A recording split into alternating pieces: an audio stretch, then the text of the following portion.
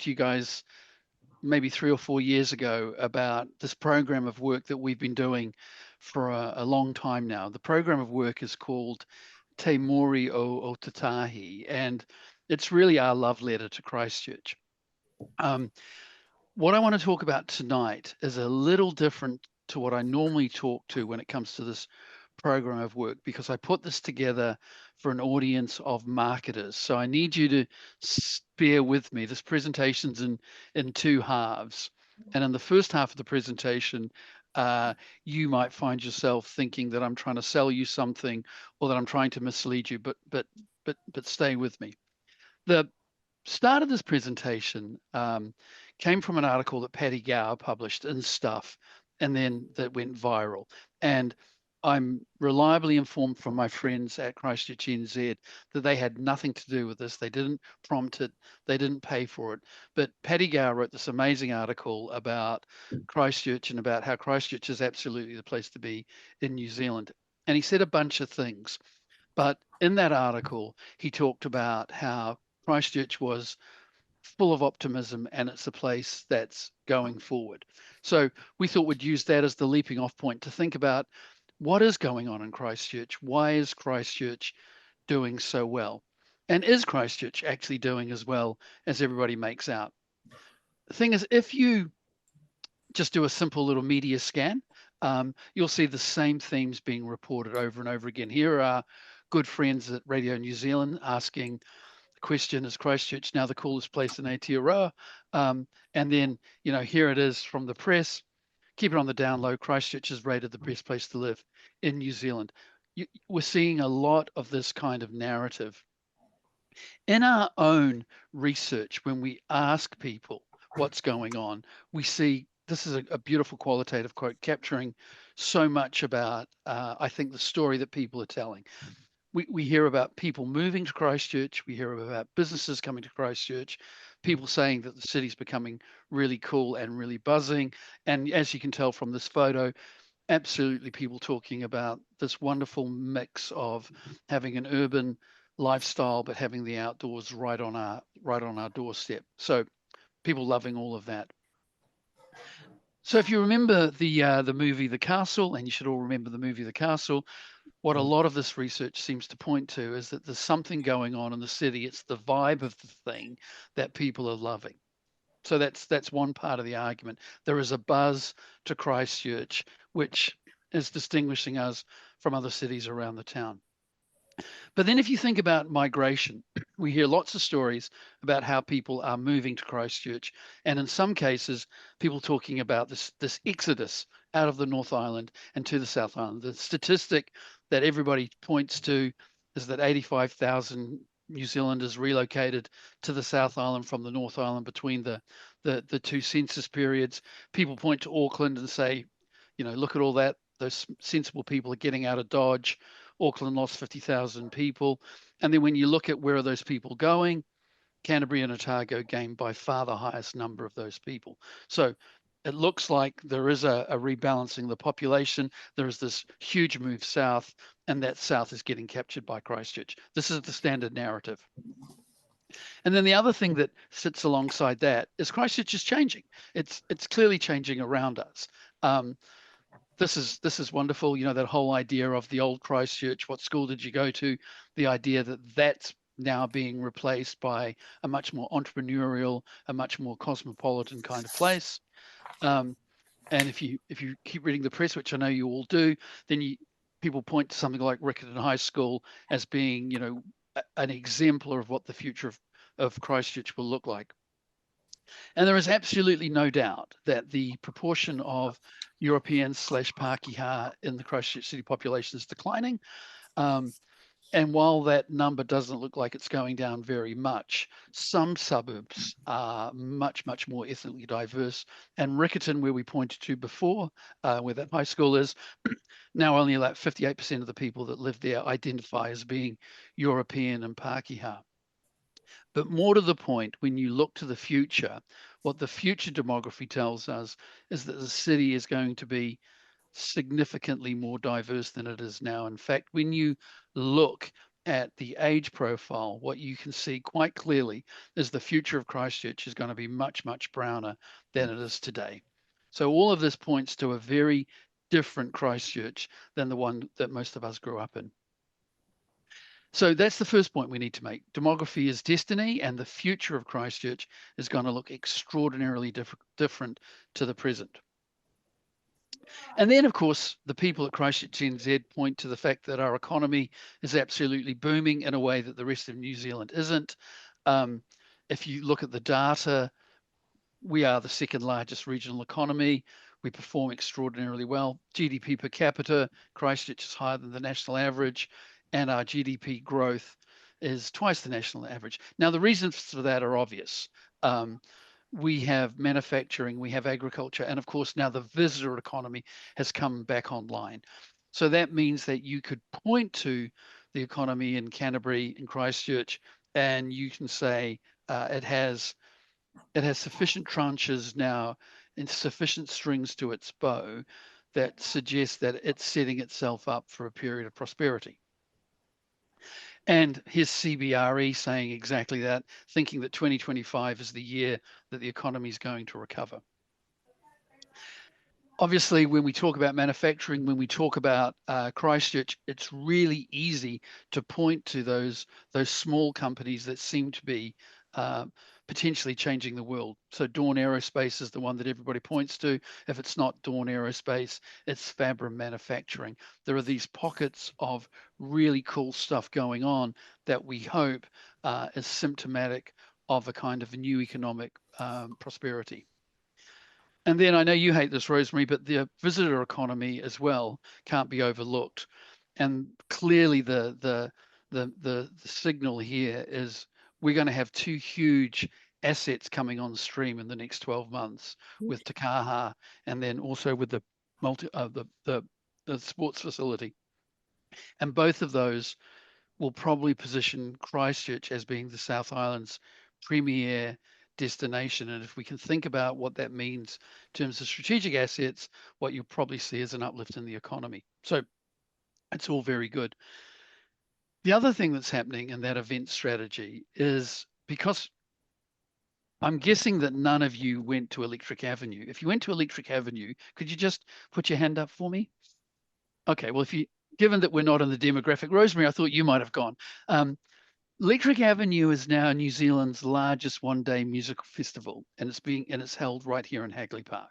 So again, Christchurch is taking on this aspect of cool that overlaps with visitor economy and events in a way that we might be missing simply because we're not in that demographic.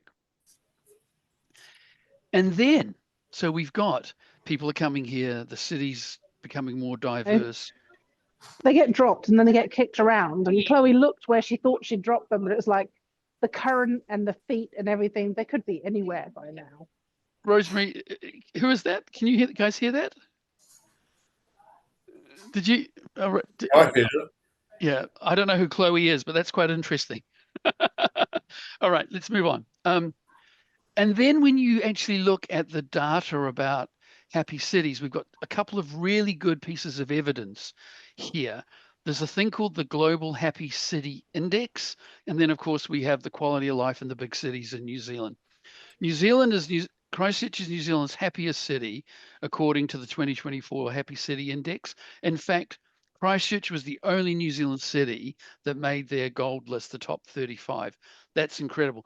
This is a photo of one of my daughter's friends at Mount Hutt recently when we were snowboarding above the cloud, just so we can reinforce what's amazing about living here.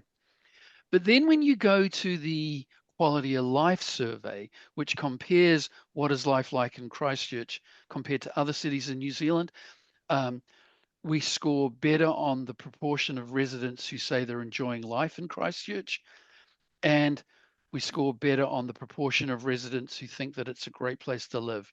So when you look at direct comparisons between Christchurch and other cities in New Zealand, we're doing better. And this is a line that Christchurch NZ use, but actually I quite like it. They really lean into the notion of it's impossible to be bored here in Christchurch. Whatever you're into, we can help you do it. It's an easy to get around it's a great place to be. So this is out of a piece of work called Vital Signs that we did for the Christchurch Foundation. We actually asked people, well, why did you come here?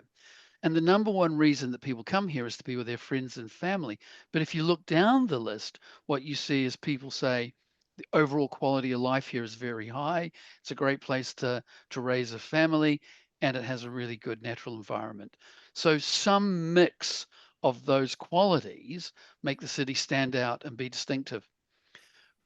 This is also a really interesting question. We ask people about what are their favorite things about living in their community, but also could they tell us which was their, so you get to list and then you get to rank. So the blue is the thing they ranked first, the orange is it was just in the list. And you can see there's some really good stuff here. People feel safe. They think getting around's easy. They think it's a quiet and peaceful place. Again, really good aspects of what it means to live in Christchurch. And you guys all know Brendan Hari's work. If you don't, you should. He's a public health nurse, isn't he, Rosemary? You told me. Yep. His analysis is amazing. He leans heavily on the idea that if you want to actually unpick what's going on in Christchurch, then you can't get away from the fact that it's a relatively affordable place to live and that it's easy to get around. And we've seen that in some of the data that I've shown you already. And then here's a great quote, again, from our study. This is a great place to raise a family. It's safe and there is so much to do. I love this part of the quote. Kids who get to grow up in Christchurch don't know how good they've got it. Perfect summary. Um, And then here's Malcolm Johns. Ironically, he said this before he buggered off to Auckland, but he talked about Christchurch being a Goldilocks city, the notion that it's big enough to have the world-class amenities and experiences, yet small enough to forego most of those stresses. I think I really like what he captures here, and I think we all agree that somehow this notion of it's big enough to have what you need and it's small enough that you can know people and it won't take you forever to get around sort of captures um, the beauty of the place. That's a boat shed in Devotionals if you're interested. Okay, this is the bit where Gary's going to disagree with me fervently, but even in governance, we seem to be going in the right direction. If you look at the resident survey done by Christchurch City Council, confidence in the council has absolutely improved. The number of people that think the council's hitting their annual targets has improved. Satisfaction with the council's gone up, and even satisfaction with the mayors and the councillors is going in the right direction. Not wanting to gloat or anything, but the year I finished, the overall satisfaction was 79%.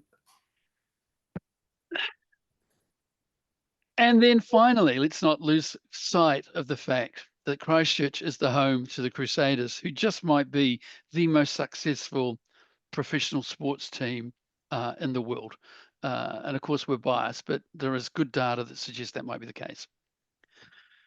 So I'm reminded of that great William Wordsworth poem about the French Revolution, where he talked about bliss was it in that dawn to be alive, but to be young was very heaven. This is also my kids paddleboarding over in Cass Bay. I think this absolutely captures the mood of what we're talking about. And at this point, we could drop the mic and walk away. So when I was talking to the marketers, everybody loved what we had to say so far, but all of you know that there's a but coming. And I think it's really important that we think about that but. So what we look for in the world determines absolutely what we see. And it's true that we can see all of those things that I've just told you. Everything I have just told you is true. But there is other things which are also true. And these things can be true at the same time. So let's just take that first idea that we love telling ourselves that Auckland is a moving south. Why are so many Aucklanders moving to the South Island? Well, actually, they're not. When you look at migration patterns between the two census periods, something like 380,000 people in the North Island relocated in that period, and 350,000 of those located somewhere else within the North Island. That idea that people leave Auckland, people are always leaving Auckland. People have always left Auckland. There is nothing about that which is extraordinary or should be pointed to. And the idea that people from the North Island are moving to Canterbury and Otago, people from the North Island always move to Canterbury and Otago because that's where the universities are. So if anybody talks to you about an exodus south, actually what the data says, it doesn't look like Christchurch is getting its share of those North Island migrants anyway. If you look at where they went everywhere in the South Island. But the percentage that came to Canterbury is actually lower than most of the other South Island regions. And the net migration is actually only about 6,000 people a year. So there's not many people coming at all. Anecdotes are not data, but most importantly, migration to Canterbury, which is the thing that everybody always talks about, is not migration to Christchurch City.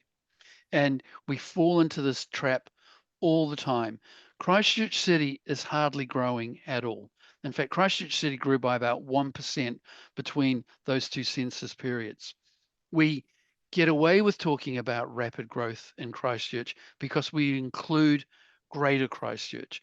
And as you guys all know, the areas that are booming in Greater Christchurch are Selwyn and they are Waimakariri. Selwyn's district is a phenomenon. Demographically, it is incredible. So Rolleston, Sorry, that's my phone on another. Oh, is that what it is, Gaz? Right, thank you. So here's the thing that will blow your mind. Rolleston is now larger than Te Mauri. Rolleston grew by 10% in 2023. Selwyn is a phenomenon. So that's really interesting. Hold on to that thought when we talk about housing. But Waimakariri is the same. It's also growing incredibly fast. Now, what that means, and this is Brendan Hari's work, is we used to think about Christchurch being a small apple, that kind of green thing in the middle of the picture. But actually, Christchurch is now a fat banana. And we have to think about Christchurch as a fat banana. But as I'll argue in a minute, we have no mechanism of governing that. Okay, so Christchurch is a fat banana. We have to count Rolleston, we have to count Rangiora and Kaiapoi. But if Brendan Hari's also right, that the reason people come here is because housing is affordable and it's easy to get around, then our success is undermining our attraction because Christchurch is no longer that affordable. If you look at the median house price in Christchurch as a proportion of the national median house price, it's gone from 70% to nearly 90% in 5 years, and rents have gone the same way. It's no longer affordable to live in Christchurch. It was never affordable in the strict sense of the word, in terms of a multiple median income to median house price. But in terms of relative affordability, we're certainly catching up with those North Island cities. But this is the bit that will blow your mind. Christchurch actually has the slowest and the longest average commute of any city in New Zealand. Now, the reason you guys don't feel that is you probably live in Christchurch City and commute within Christchurch City. But of course, these average commute times include those poor people that have to come in from Rolleston and Kaiapoi. This is also, by the way, supported by TomTom data. We have the slowest commute times in Christchurch, and we have for a while now. And the point that Brendan Hari makes is commute times are never going to be faster than they are now. Because of the growth and because of the way we're building our city, they're only going to get worse. So think about that. Right. So that's the first point. I should have said when we went from everything that's good about Christchurch to everything about Christchurch that we need to think deeply about, I've gone from presenting as a market researcher, selling you the product of Christchurch, and now I'm talking as a social scientist. And one of the things that social scientists know, of course, is that societies like ours run on kind fibs, right? We lie to ourselves all the time. Well, some of these lies are going to come back and bite us. And this is one of the ones that I find really interesting. We think Christchurch is friendly. We seem to do well in national comparisons, but in fact, Christchurch is not a friendly place if you're not from here. What our research constantly tells us is people that move to Christchurch, either from other cities in New Zealand or other countries around the world, find Christchurch people incredibly friendly and impossible to befriend. So they'll have coffee with them, they'll have a beer with them, they'll wave at them, but they'll never have them round for dinner. And again, in our data sets, here are the quotes. I find all the people I get on with have their groups already. It's hard to break into that fortress. People are generally polite, but they're difficult to probably know. What the new arrivals tell us is that we are polite and helpful, but deeper connections are hard to form. If you want to think about how do we actually position Christchurch to be something other than it is, thinking hard about how do we actually take that welcoming, opening, that hospitableness seriously, I think would be really, really central to that. And just in case, you might have seen these data and other work we've done, but the people in Christchurch tell us when we ask them about how connected do they feel, 13% of people tell us that they feel lonely on most days. And that's something like 1 in 8. So again, this is perfectly consistent with global research. But what this tells you is you are surrounded by lonely people. Christchurch is full of lonely people. That doesn't sound like the friendliest city in the world to me. Now, interestingly, you guys will be all over this, but most people find this as a surprise. When you think of a lonely person, what do you think a lonely person looks like? I mean, you're looking at the data now, so it's obvious, right? You're supposed to say lonely people are old people, but actually the old people are the least lonely. The most likely to be lonely in our research and in all the global research are the youngest people. Those between 18 and 35 in the global work are the loneliest of all.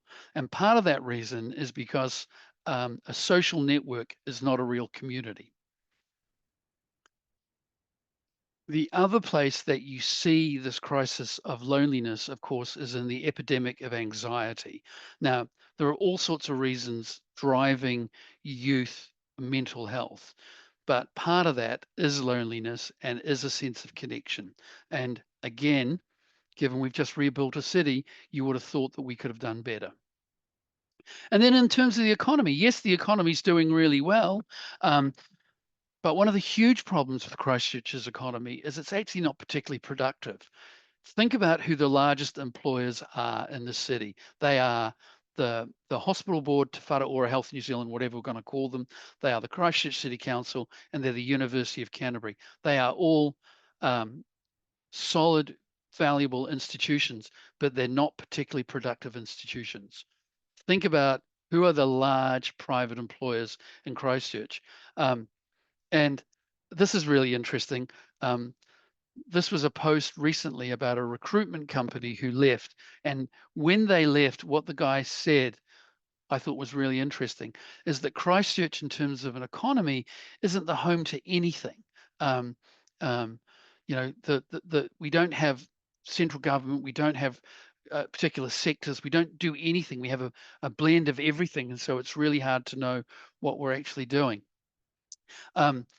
What our research tells us is while you will know people that have great jobs in Christchurch, maybe they're the director of marketing or they're a senior engineer somewhere, even those people with great jobs feel their position is precarious simply because there won't be many other roles of that scale and size available in the Christchurch economy. So if you've got a really senior role and you lose your job or your company closes, you might have to relocate.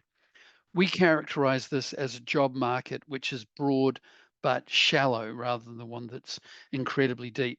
And then at the other end, the actual precariat, the gig economy, that might account for 17% of people who are jumping between benefits and short-term work.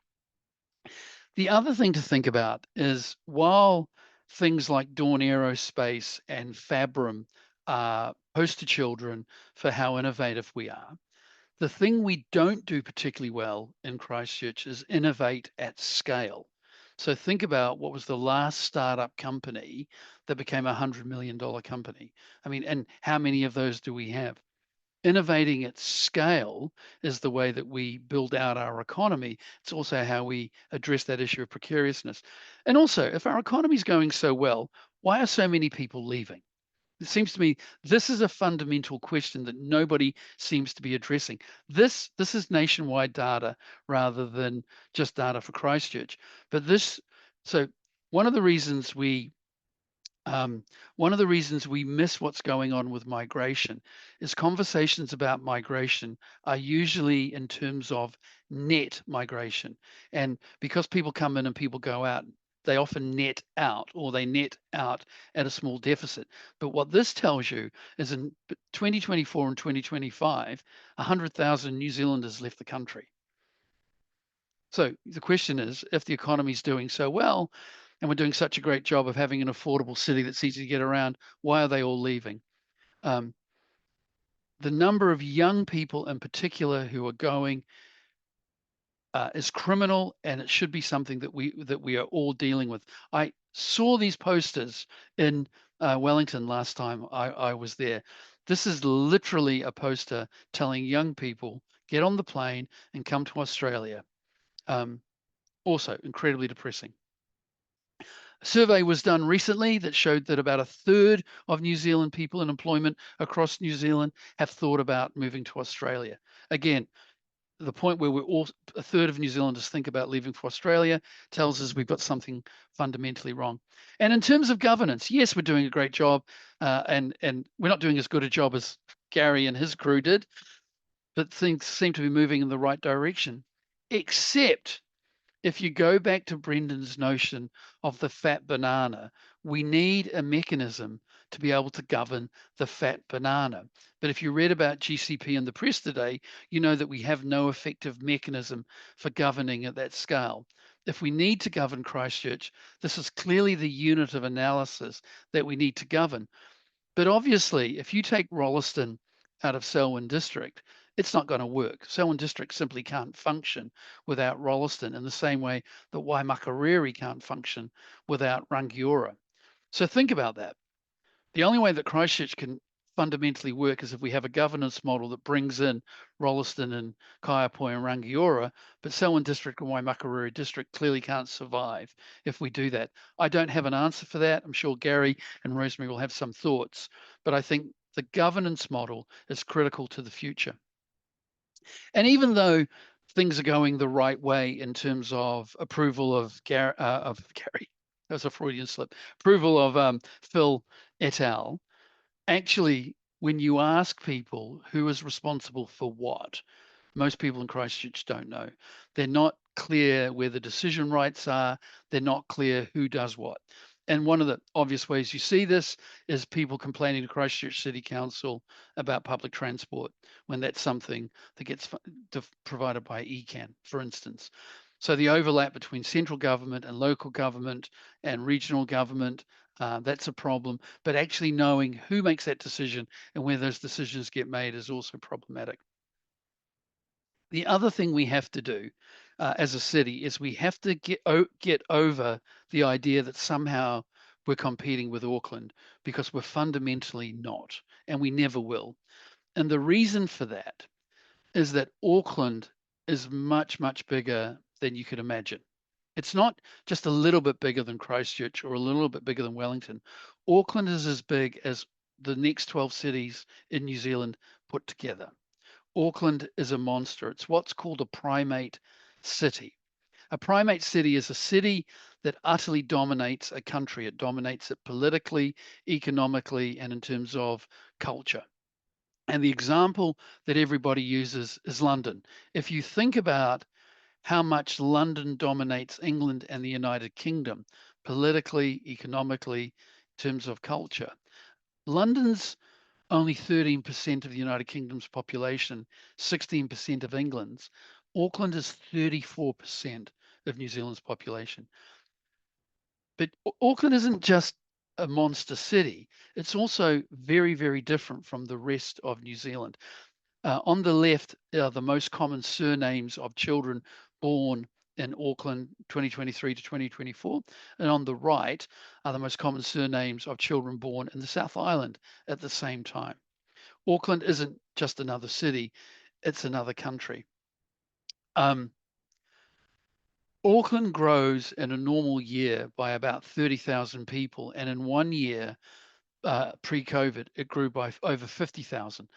Auckland grows by the size of Te Mauri every year, and in a big year, it grows by the size of Invercargill. It's a monster city. Half of New Zealand's population live within 50 kilometres of Queen Street. This is Michael Grimshaw, who's an associate professor at the University of Canterbury, and he says, when you're thinking about New Zealand in 2025, actually, the story that isn't getting told is one of economic malaise, that our economy is limping along, and that's why people are leaving. But at the same time, you have political stagnation where people do not seem able, our politicians do not seem able to address any of the fundamental issues driving those problems that I've talked about. But the third thing he points to is social complacency. He thinks our governing class get away with not doing anything active because too many people are complacent. They either don't think they can influence change or they think the change will take too long. Mike says something really interesting. He says, we keep talking about Christchurch as being this perfect Goldilocks city where we have hills and mountains and beaches, but the landscape will not save us. We have to do better than just pointing to the landscape. There is, however, something that might be useful. There is a notion of second cities. So second cities are a thing in geography where they are, they're an offset against the largest city in a country. They have their own particular focus. They are significant in themselves. And I think that that's Christchurch's challenge. Most of you will know this, but I didn't know this. Christchurch is the oldest city in New Zealand. It was granted royal state. Gary, you know this, don't you? It was granted its royal charter in 1866. It's the first city in New Zealand to get that distinction. So just think about that. Post-earthquake, Christchurch is both New Zealand's oldest city and now it is New Zealand's newest city. That seems to me to be something that we can play with. But we keep talking in this presentation about it being the best city in New Zealand. But what does that really mean? If we go back to where we started with Paddy Gower says, Christchurch is different to the rest of New Zealand, but the rest of New Zealand's in a funk. I don't know if you've been to Wellington recently, but it feels like a careworn city. We've talked about how people are leaving Auckland. We don't want to be compared with those cities. What we need is to be more ambitious. Those of you that are old enough to remember the 80s will know there was a great New Zealand band called the Tall Dwarfs. And if all you want to do is compare yourself to other New Zealand cities, it seems to me that we're in a tallest dwarf competition. Like, we can do better than that. I think at the moment, and this is where this really hurts my heart, I actually think there's a great concept from marketing that helps think about Christchurch. That concept is called premium mediocre, and it's designed to describe ordinary products that are marketed as being luxurious within their category. So the thing I always think about, if you like Scotch and you drink whiskey, then you know that Jim Beam is a mainstream, pretty cheap product. But Jim Beam also have a small batch, which is a bit more than their normal product. It's a premium mediocre thing. I think we should aspire for more. And I think we know how to do that. I think because the way that we build our cities will alter the way that we think, feel, and behave. And we know through the great work of people like Jane Jacobs and Charles Montgomery how to build a better city. And I think that's the thing that I want to be able to use this research to influence the people in the city that make decisions to be more ambitious. Because I think we have to be more ambitious. This might well be Christchurch's moment, but it could be so much more.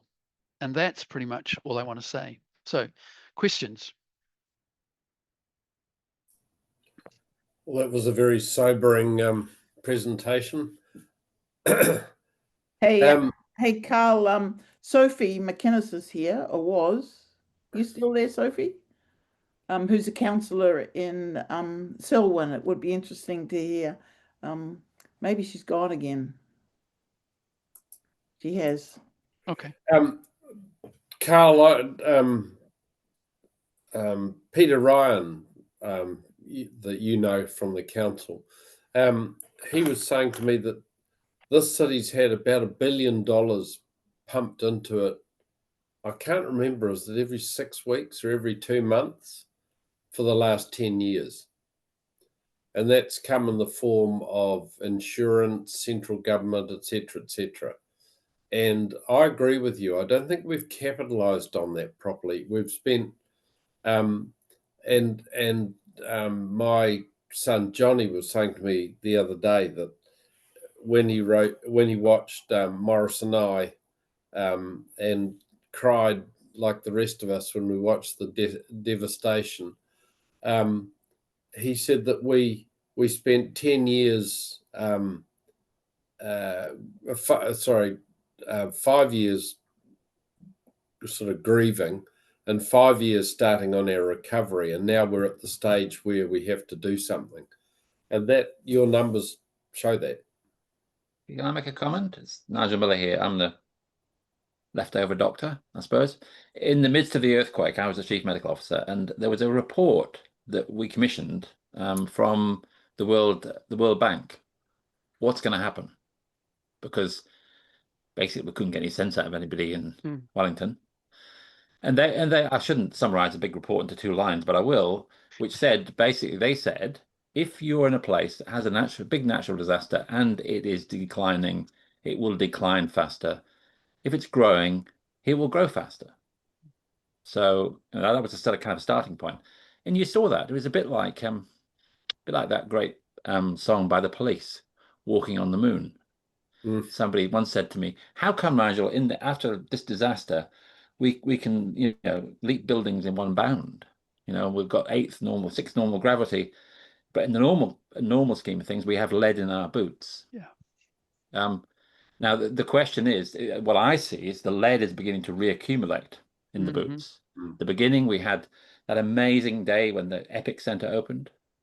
From nothing out of nowhere came a new building, a new idea, a new way of working. And that's the bit that people are feeling.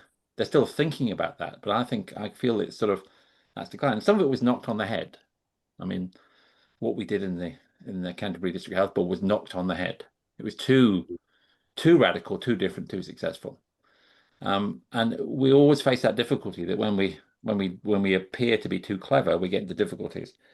The challenge I see for us is there's a class of people, or a group of people in Christchurch who are the children of the earthquake. That's where your anxiety is coming from. And that was predicted. Even children not born, epigenetic effects. So we have that to deal with. And I don't think we've even hit anywhere near the worst of that. And the second thing is we're saying all these nice things, but I don't see it in terms of equality. I see inequalities growing. And I don't know what's happening. I presume inequity is growing as well. And that's a challenge. Immediately after the earthquake, everyone leveled to the same. The people with chronic mental health illnesses were able to take part in society because people thought, oh, we'll invite him round. We're not dead. What the hell? So people who lived on the edge were in the middle for such a brief time. And then things.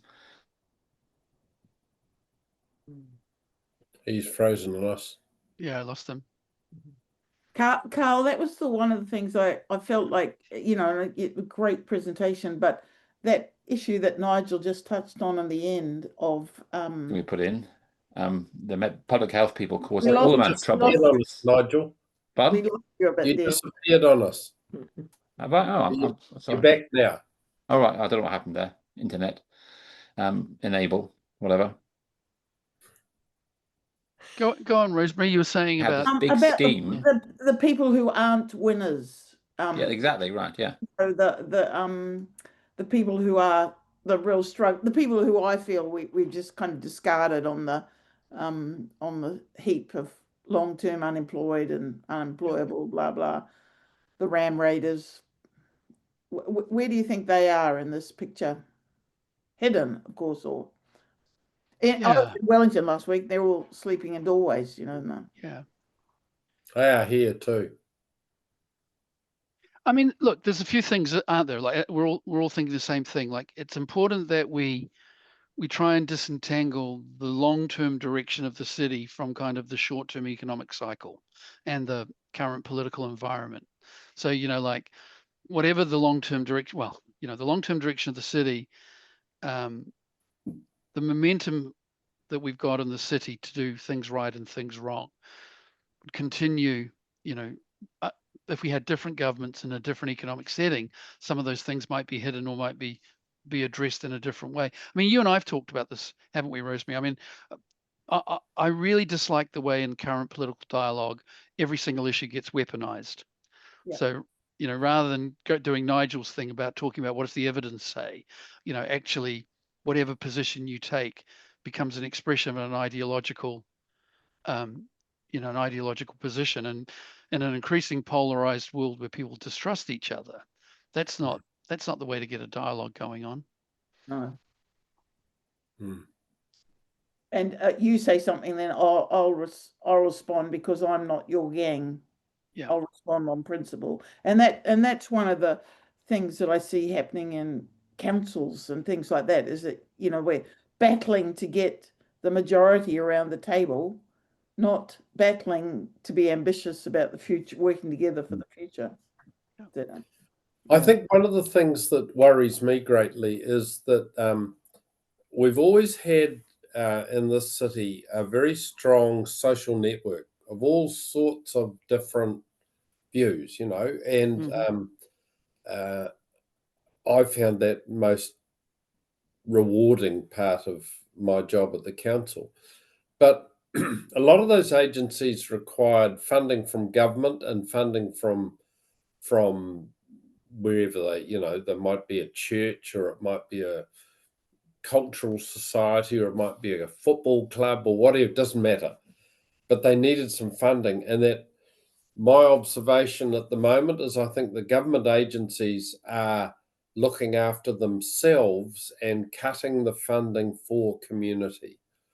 And it doesn't matter what they're doing. I've got a wife and a daughter that are working right at the cutting edge, and most of the agencies that they refer people to have lost their funding. And I had an email the other day from a guy I knew, actually worked in the Department of Labour with me, and he said the Citizens Advice Bureau, the Citizens Advice Bureau, one of those key agencies, Budgetary Advice Service, has just lost its funding. Yep. And we do that at our peril, and we also must challenge it happening. So what you're talking about, Carl, is us rediscovering our social capital and rejoicing in it and enhancing it. And there's a lot of us who are on a pension. We've paid a pension to work voluntarily in the community sector. Jared, you've got a question.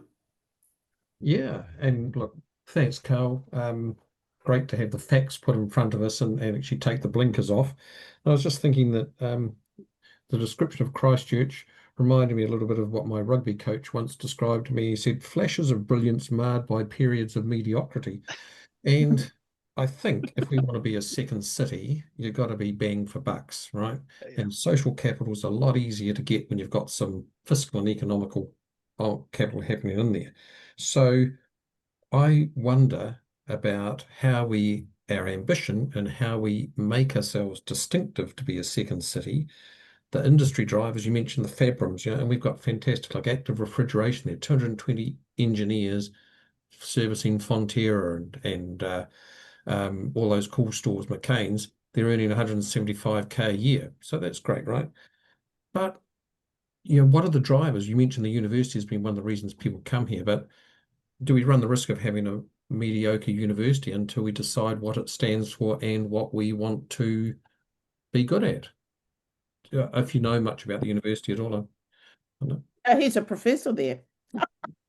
Yeah, you're being provocative deliberately, Mr. Quinton. I like it a great deal. But I mean, between you and Gaz, I mean, you know more about economic development than just about anybody else, right? So,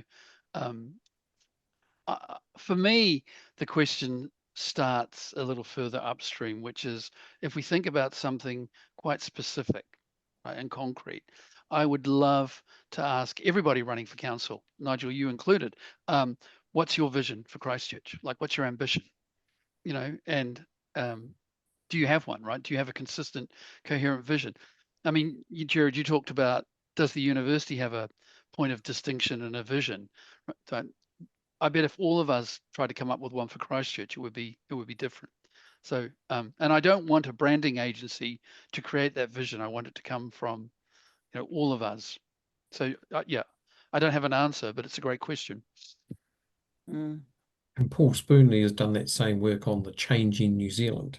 Yes. And how much will be here of economic power in the South Island is going to be pretty amazing by 2040. Indian ethnicity will be our second largest ethnic group in New Zealand by 2040. And again, a lot in Auckland, but also here in Christchurch.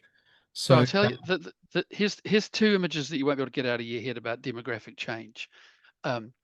In 2017, the sale of adult diapers overtook the sale of baby diapers in Japan, right? And we won't be far behind.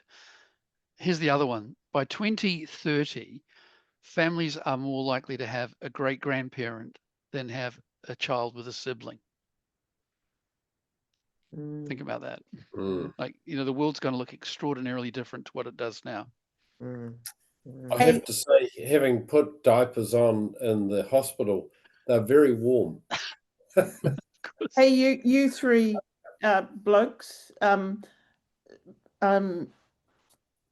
had to nip out, but he's written a question in the chat around young people and the place of young people in this story, and the failure to kind of build on that young people story. What do you old blokes think about that? Well, before you answer that, there's a couple of things that we have, a couple of contexts, right? Christchurch has always overperformed in the 18 to 25-year-old cohort because they come here for university and then leave. So they've always done that, right? You know, young people have always left Christchurch. The question is, has that trend accelerated, and are they going to come back? So that's the bit that I'm interested in. Certainly, the study we do when we ask young people, something like a third of them say, this is the graduates, a third of them say, you know, they're looking to get the hell out of Dodge and never come back. So I think young people are critical.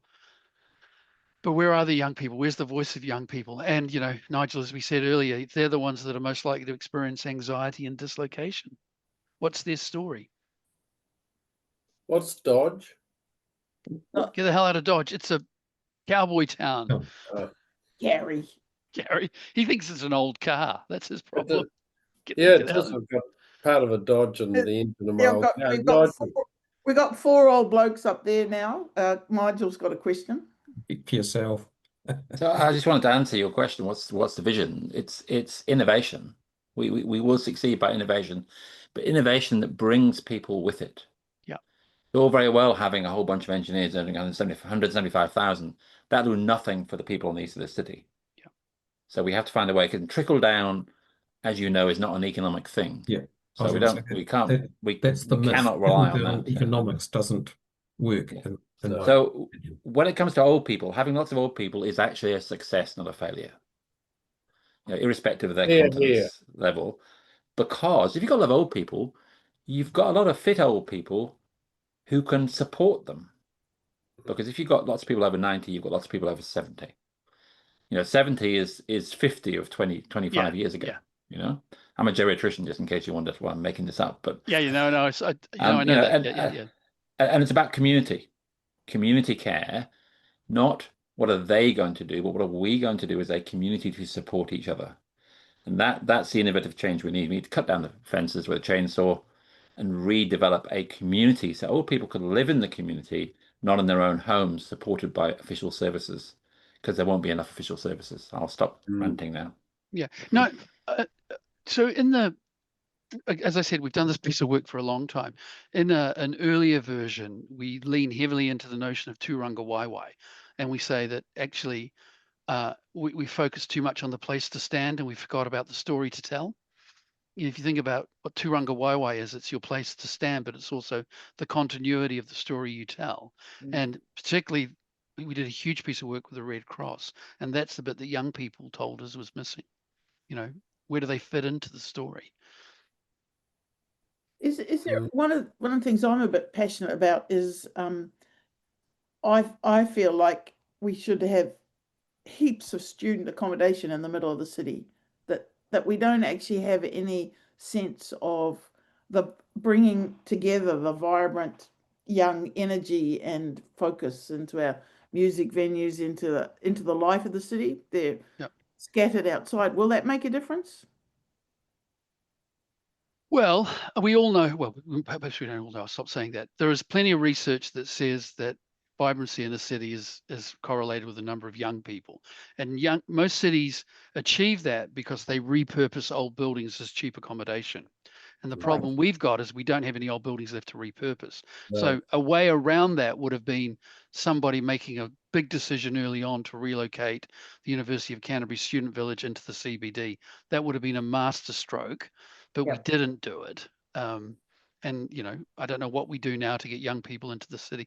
The thing about Christchurch and Greater Christchurch, sorry, go on. It was suggested at the time, Carl, in the post group, but the interesting thing was the tie-up between insurance and the delay for payouts. The central government holding the $5 billion big purse, and the uncertainty around investment about going into it, but it actually was a proposed initiative for Christchurch.